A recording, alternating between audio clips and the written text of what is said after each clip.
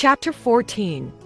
A little hostile. As soon as Mu Sheng saw Lin Nuannuan, she was attracted by her petite and cute appearance. She couldn't help but pinch Lin Nuannuan's fair face and laugh loudly.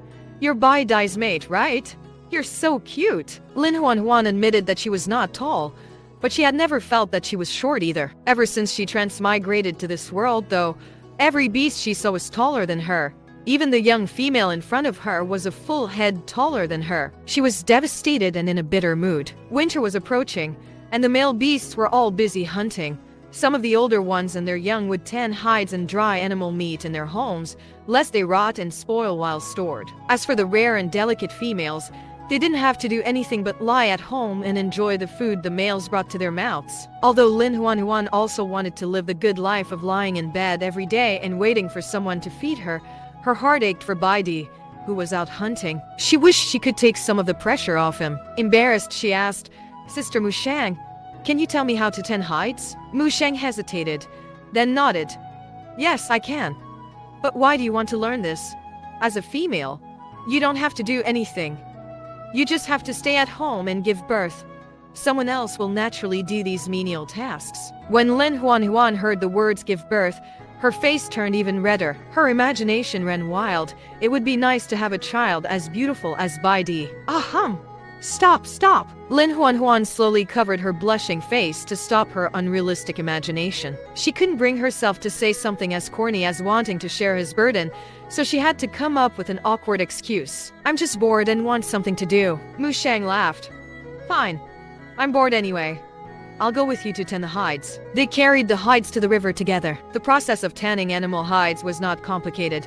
Under Mu Zhang's guidance, Lin Nuannuan would be able to start soon. While they were happily working, many males were staring at them with burning eyes. Females were extremely delicate.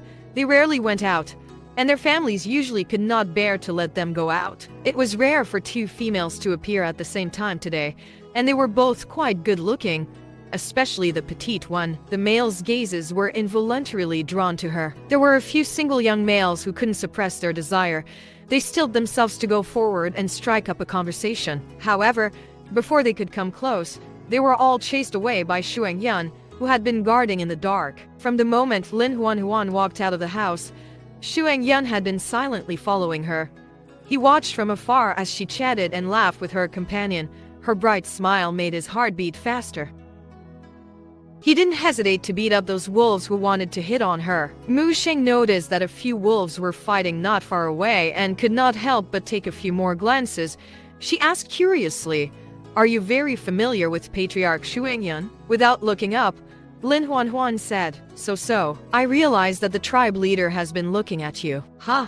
Lin Nuannuan looked up in surprise and followed the direction she was pointing. Lin Nuannuan's gaze met Xuangyun's. They both looked startled. Xuangyun's ears were red, and his heart was beating faster. The other party had not said anything, but he felt guilty. He couldn't help feeling flustered. He pretended to look up calmly and walked toward her. Lin Nuannuan asked slowly, "Why are you here?" Xuangyun's gaze swept across her face, and his mind involuntarily recalled the scene of her moaning gently last night. His lower body immediately reacted, scaring him so much that he quickly turned sideways to avoid Lin Nuannuan's gaze. "I came here for a walk." "Oh."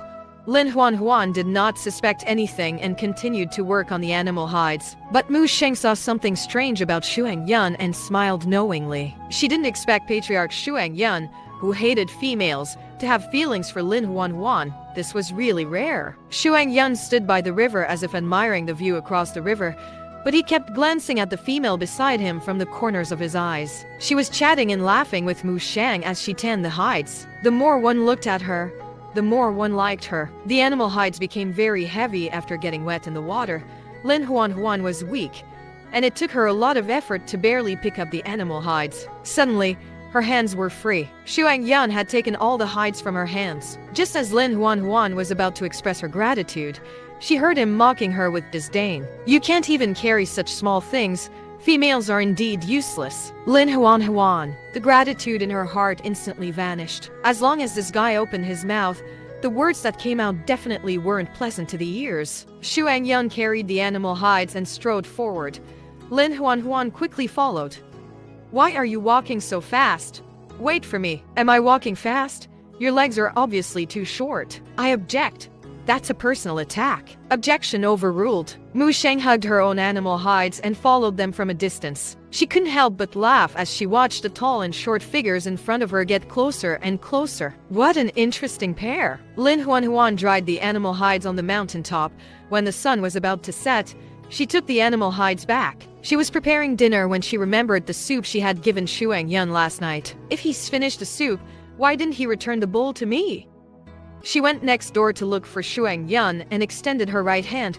Give me back the bowl. He avoided her gaze. What bowl? The wooden bowl you got the soup in last night. Baidi sent it to you. Don't pretend. Bring out the bowl now. Lin Nuannuan glared at him, thinking that this guy was really too evil. After drinking the soup, he still wanted to keep the bowl for himself.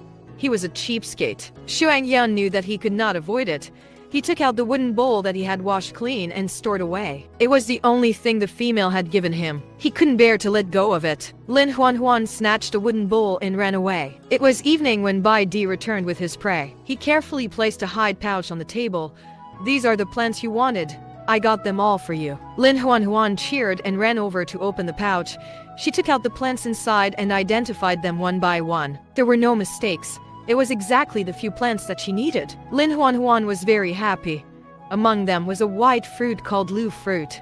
Its juice was salty and could be used in place of salt. There was another called red leaf and it had a spicy fragrance. Finally, there was the sweet fruit that Lin Nuannuan often ate. It tasted very sweet and could replace sugar. With these condiments, she happily made 2 stir-fried dishes and a large pot of soup.